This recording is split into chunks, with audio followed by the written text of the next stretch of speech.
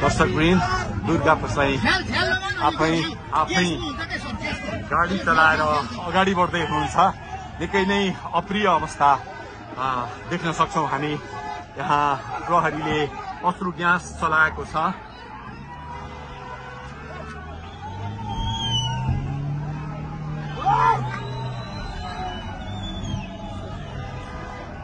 यो तीनकुनेको सडक हो, तीनकुने क्षेत्र हो।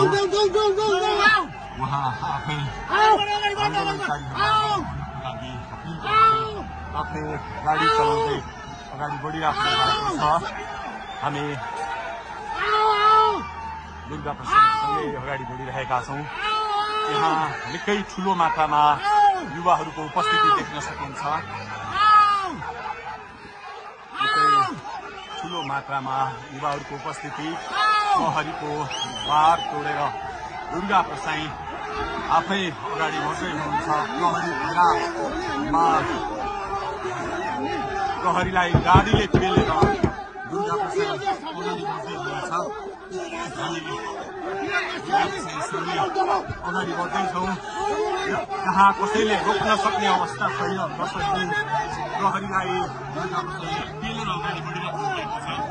प्रहरी गाडीको चाबी खोज्न लागि परेको छ र दुर्गा प्रसाईले प्रहरीको एक लेयर तोडिसक्नु भएको छ र अब अगाडि सशस्त्र प्रहरीको टोली रहेको छ।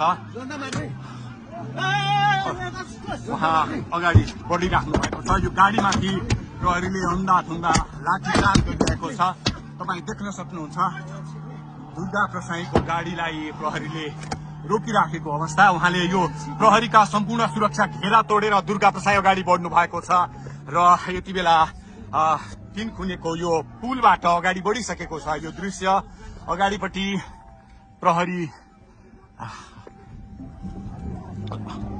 प्रहरीका यी घेरा तोडेर दुर्गा प्रसाई अगाडि बढिराख्नु भएको छ। हामी दृश्य देख्न सक्छौं।